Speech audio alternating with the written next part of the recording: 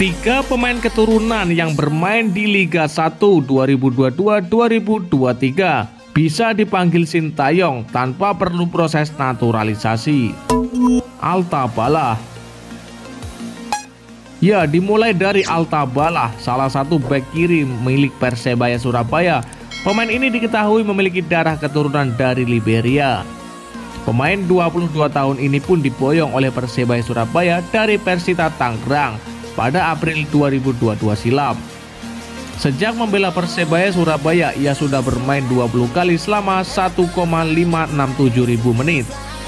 Namun kehadirannya tidak dilirik oleh Sintayong. Meru Kimura.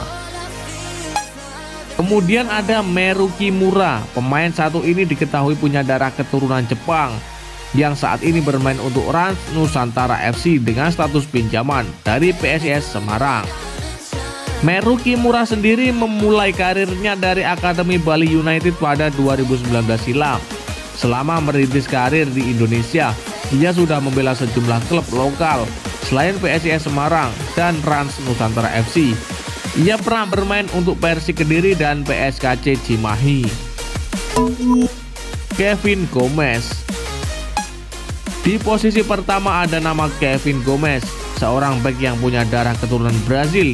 Ia merupakan anak dari pelatih yang sudah malang melintang di tanah air, yaitu Mario Gomes de Oliveira. Ya, saat ini Kevin Gomez bermain untuk PSS Sleman. Ia baru saja diboyong Super Elang Jawa, julukan PSS Sleman, dari Persis Solo. Dalam perjalanan karirnya, ia pernah membela sejumlah tim dalam negeri. Meski begitu, Kevin Gomez sebetulnya memulai karir dengan klub lokal Brasil, yaitu Araksa. Pada 2019, ia mulai mentas di kompetisi tanah air bersama Kalteng Putra. Ya, dan lantas bagaimanakah menurut pendapat kalian? Apakah kalian setuju jika ketiga pemain ini diboyong untuk memperkuat timnas Indonesia? Karena tanpa naturalisasi, ketiga pemain ini bisa memperkuat timnas Indonesia. Dan silakan kalian tulis di kolom komentar.